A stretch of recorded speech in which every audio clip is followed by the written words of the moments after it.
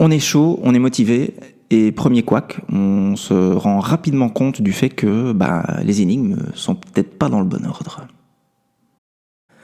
Énigme B, il n'y a de pire aveugle que celui qui ne veut pas voir. Assez rapidement, je comprends que les nombres sur la page de texte de l'énigme B correspondent à des fréquences de vibration de couleurs. J'ai travaillé dans le prêt-à-porter et les étiquettes y faisaient référence. Ces nombres se retrouvant en haut de page des autres énigmes, la B, la seule à ne pas en posséder, doit effectivement servir à les classer. L'auteur l'a d'ailleurs confirmé dans la 3e édition du livre. Max s'est servi du célèbre disque de Newton et en a étendu le principe puisque le jeu ne comporte pas 7 énigmes, mais bien 10 en dehors de la B. Le texte nous indique que le nombre 530, vert, est le premier de la liste. Le nombre 470 est le 3e.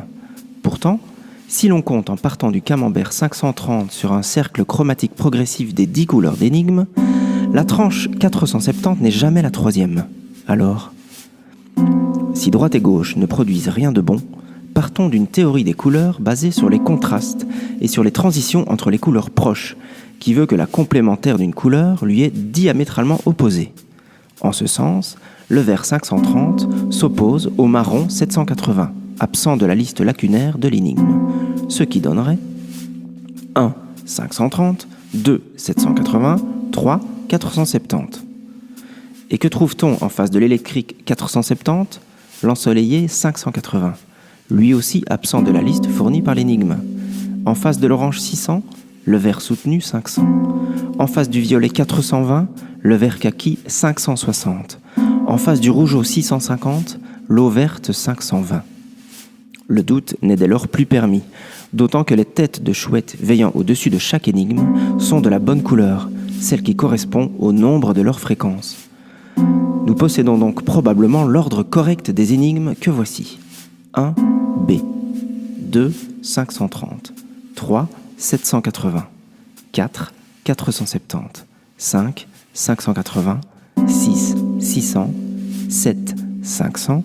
8, 420. 9, 560. 10, 650. Et 11, 520. Nous pouvons encore soulever 2 ou 3 choses de cette énigme. Et tout d'abord, qui est donc ce personnage qui semble être adossé à un mur et dont le regard fixe la gauche du tableau, partie à la fois la plus sombre et multicolore du tableau ? Il s'agit probablement d'Isaac Newton. Pouvez-vous ensuite me dire quelle est cette délicieuse créature surnaturelle qui se balade en haut, à droite du visuel, dans le ciel chargé de cette scène nocturne ? Le spectre des couleurs ? Peut-être, oui. Et enfin, cette lueur lointaine aux reflets troubles devant le personnage. Mystère. J'apprécie en tout cas la poésie trouble, solitaire, qui se dégage de cette toile. Quant à ce titre, qui rappelle la sentence biblique « Il n'est de pire sourd que celui qui ne veut entendre », nous met-il seulement sur la voie de la déclinaison des couleurs ?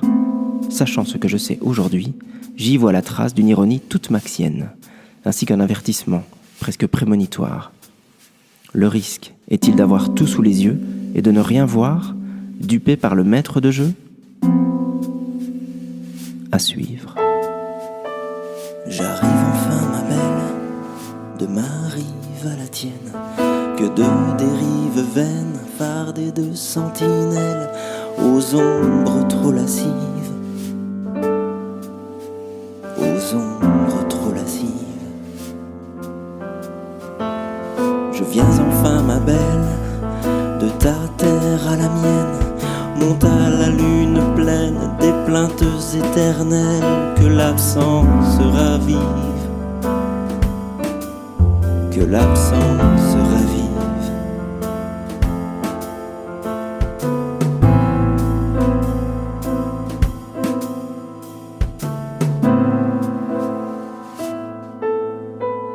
Bientôt 30 ans, ma belle, mais qu'à cela ne tienne, j'arpenterai la chaîne jusqu'à frôler ton aile, une aube décisive